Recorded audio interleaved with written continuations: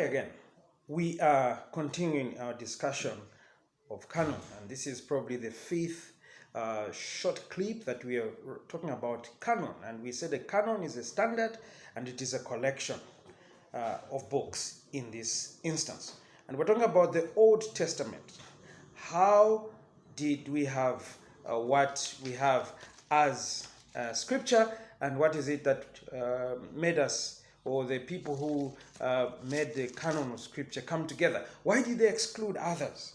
And we gave you at least two criteria. One, was it accepted by the Jewish community as such? Was it recognized as coming from God? But secondly, we did say, did the person who was speaking claim to have been inspired by God? Did he claim to be a prophet of God? But we add that the other criteria could be, did it agree with the other existing scriptures of the Old Testament? If it did, and it was consistent, it was accepted as being a part of the scriptures. But then we are talking about doctrinal harmony, we're talking about authoritativeness, we're talking about, did it survive the things that were around it so that it could be accepted and taken as God's truth?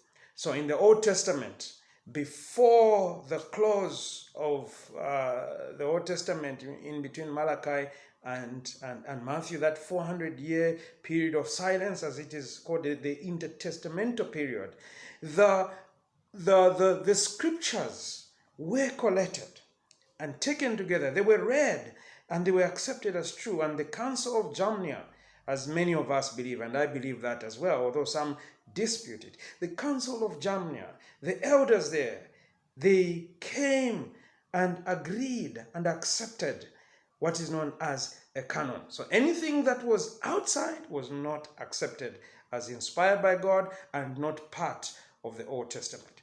That explains why the Deuterocanonicals, the Apocrypha, those words which were traditional, they were written in between the Old and the New Testament, nice and good as they might be, they were not accepted into the canon of Scripture.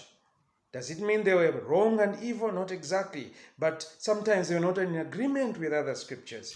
And at other times, they spoke certain things that were historically helpful, but they were not authoritative.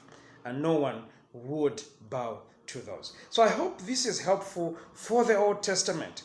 Next time, we'll look at the New Testament. Thank you.